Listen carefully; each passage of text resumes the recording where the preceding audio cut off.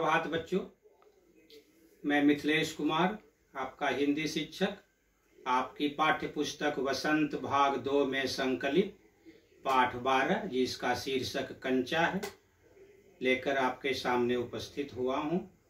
इसके लेखक मलयालम भाषा के टी पद्मनाभन हैं, अर्थात ये कहानी मलयालम भाषा से हिंदी में रूपांतरित की गई है। इसमें बाल मनोविज्ञान का बड़ा ही सजीव चित्रण किया गया है।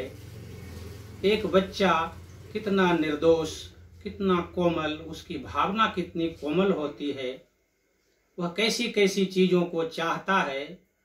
चाहत चांद को पाने की थी, दिल तितली का दीवाना था, क्यों इतने बड़े हो गए, इससे अच्छा तो बचपन का जमाना था। बच्चे के अंदर हौसला बहुत होता है। वो हौसला अफजाई अगर परिवेश से मिले तो वो कुछ भी कर सकता है।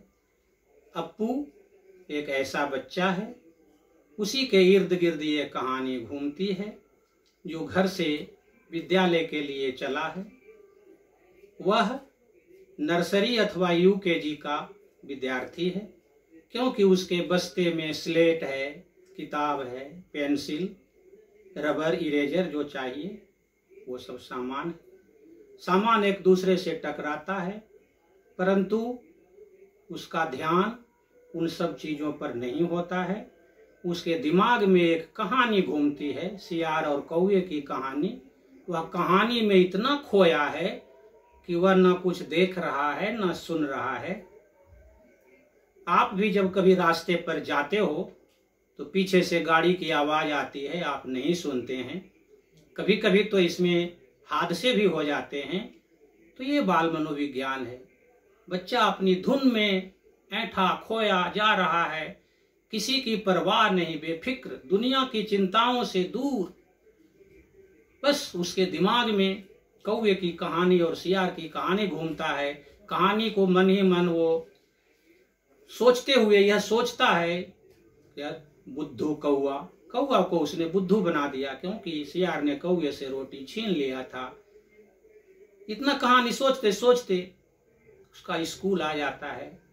स्कूल का फाटक अभी नहीं खुला है, तब तक वह स्वभाववश किराने की दुकान पर पहुंचता है। उसमें खाने पीने की बहुत सी वस्तुएं हैं, परंतु उन वस्तुओं से उन्हें क्या लेना। बच्चे को तो खेल प्रिय होता है। खेल की क्रीड़ा उन्हें इतनी अधिक लुभावनी होती है कि बस पूछिए मत। वह खेल के लिए क्या नहीं कर सकता है। खेल के लिए बच्चे अपनी कीमती वस्तु देकर खिलौना ले लेते हैं। ये होता है बच्चा। बच्चा राजा भी होता है। फटे जूते पहनकर पहाड़ पर चढ़े, सच कहूं मेरे हौसले औकात से बड़े। बच्चे के हौसले उनकी हैसियत से बड़े होते हैं। वह जार में तरह तरह की वस्तुएं देखता है खाने पीने की, परंतु उन्हें इनसे कोई लगाव नहीं। आज नई वस्तु देखी है। अलमीरा में एक जार है, जार में कंचे पड़े हुए हैं। कंचे शीशे की गोली होती है, बड़ा ही सुंदर मनमोहक होता है। लाल पीली नीली धारियां होती है, आंवले जैसा दिखता है। कंचे को घुमाकर ऐसे देखने से बड़ा सुंदर लगता है। उस पर उसका ध्यान चला गया है। वह जार के स्पर्श से ही कंचे का सुख पा रहा है। कंचा भी उसके हाथ में आया नहीं, परंतु जार को उसने छुआ है। प्यार पा जाने में नहीं है, पाने के अरमानों में है। उसका अरमान कुलांचे मार रहा है। दुकानदार उसे छेड़ता है, डरता है कि छुएगा गिर जाएगा, इसलिए छेड़ता है। दुकानदार पूछता है, जो चीजें लेनी हो मुझसे कहो, मैं निकाल कर दूंगा। अभी वह ले सकता था, परंतु डर है कि स्कूल जाऊंगा, कंचे लेकर पकड़ा जाऊंगा, इसलिए वह निषेध में सिर हिलाता है। तब तक स्कूल का फाटक खुल जाता है, घंटी बज जाती है, परंतु वह सबसे पीछे पहुंचता है क्लास में। क्लास में उसके साथ ही रामन, मल्लिका, अम्मू पहुंचे हुए हैं। उनके पीछे सीट मिलती है, सबसे पीछे।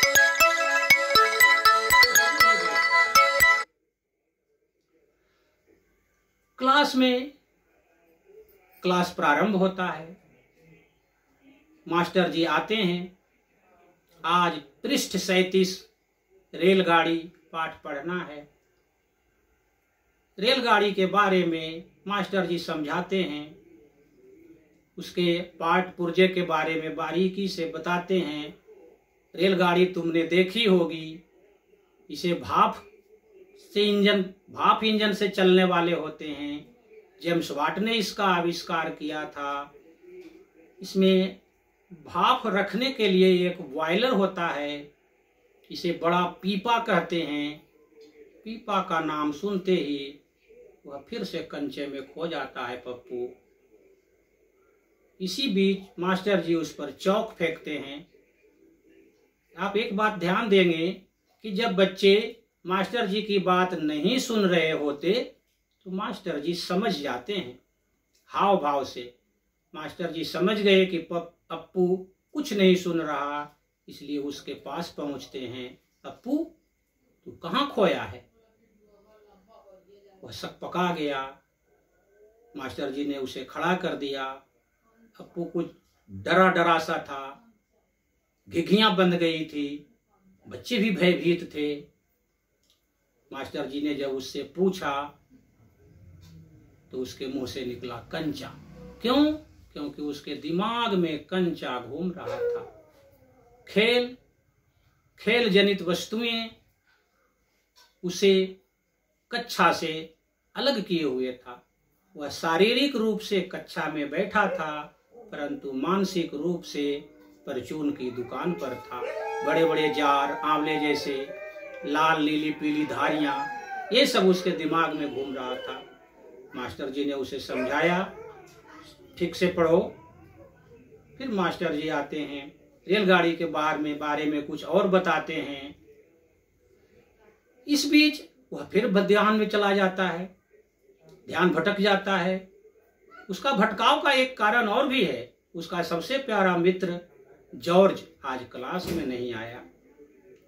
मित्रता बहुत बड़ी चीज है। उसे पता चला है कि मेरा मित्र जॉर्ज बीमार है। इससे वह मन ही मन दुखी भी है, और इसलिए भी दुखी है कि आज उसे कंचे खरीदना है। जॉर्ज के साथ मिलकर कंचा खरीदता। जॉर्ज ही क्लास में एक ऐसा विद्यार्थी है जो किसी को भी कंचा के खेल में परास्त कर सकता है, और संयोग से जॉर्ज उसका मित्र है। कितना भी बड़ा लड़का उससे मुकाबला करे, सब उसके सामने परास्त हो जाते हैं। जॉर्ज ऐसे जाने भी नहीं देता। हारे हुए लड़के को मुट्ठी बांधकर जमीन पर रखनी पड़ती है, और जॉर्ज उसके जोड़ों की हड्डियां तोड़ता है। ये सजा मिलती है। मास्टर जी इतनी देर में कुछ और पाठ पढ़ा गए, वे समझ गए। फिर जॉर्ज के पास, अप्पू के पास जाकर पूछते हैं। अप्पू के दिमाग में तो कंचा घूम रहा है, उससे बाहर निकल नहीं पाया। इस बार वह जोड़ रहा है मन ही मन, दुकानदार कंचे देगा नहीं देगा, देगा तो 5 पैसे 10 पैसे, कितने पैसे में देगा। मास्टर जी जब वह जाकर उससे पूछते हैं, घंटी समाप्त होती है। पूछते हैं कि किसी को कोई संदेह हो पाठ में तो मुझसे इसका उत्तर पूछ लें। उसके जागरूक साथी सभी सवाल पूछते हैं। मास्टर जी फिर दोहराते हैं, किसी को कोई शंका हो तो कहो। परंतु शंका, अप्पू की शंका अभी दूर नहीं हुई। क्यों? मास्टर जी जब उससे पूछते हैं तो वो कहता है पैसे। उसके दिमाग में पैसे चल रहे थे, कितने पैसे का लूंगा, दुकानदार देगा नहीं देगा। इस तरह से मास्टर जी ने उसे यह सबक सिखाया कि अगली बार से तुम वचन दो कि क्लास में पूरे ध्यान से पढ़ोगे, पढ़ाई मेरी ध्यान से सुनोगे। वह डरा हुआ था। मास्टर जी से उसने वादा किया कि मास्टर जी मैं अगली बार से ध्यान देकर पढ़ूंगा। मास्टर जी ने उससे यह भी पूछा कि तू पैसे लेकर क्या करेगा, रेलगाड़ी खरीदेगा? उसने हाँ में सिर हिलाया। मास्टर जी को भी हंसी आ गई, गुस्सा भी था, गुस्सा मिश्रित हंसी। कैसा भोला है, रेलगाड़ी पैसों से खरीदे नहीं जाते, तू रेलगाड़ी खरीद कर क्या करेगा। अब अगली कहानी अगली वीडियो में, तब तक मैं आपसे विदा चाहता हूँ। धन्यवाद।